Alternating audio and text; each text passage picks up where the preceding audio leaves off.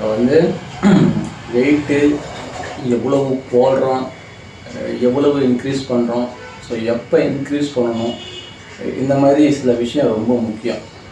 ஞாபகத்துக்கு வச்சுக்க முடியாதவங்க அந்த மாதிரி நோட் பண்ணிட்டீங்கன்னா ரொம்ப நல்லது.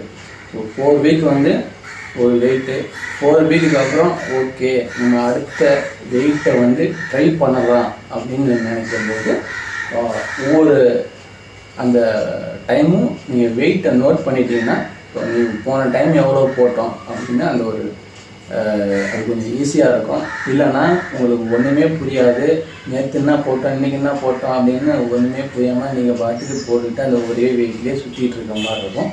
அது வந்து உங்களுக்கு கொஞ்சம் கஷ்டமாக இருக்கும். சரிங்களா? இது நிறைய பேர் சொல்கிறாங்க. ஸோ நான் அதை ட்ரை பண்ணேன், நானுமே ஓகே எனக்கு இது பெஸ்ட்டாக தான் இருக்குது. முடிஞ்சால் யாராவது இந்த மாதிரி நோட் பண்ணிக்கோங்க. ஸோ டேட் போட்டு என்ன ஒர்க் அவுட்டு, என்ன மசிலுக்கு பண்ணுறீங்க, என்ன வெயிட்டு, எத்தனை வேரியேஷன் பண்ணுறீங்க, ஸோ இந்த மாதிரி வந்து நோட் பண்ணிட்டு வந்தீங்கன்னா நீங்கள் படிப்படியாக வந்து உங்கள் வெயிட்டை வந்து இன்க்ரீஸ் பண்ணுறதுக்கு யூஸ்ஃபுல்லாக இருக்கும். சரிங்களா?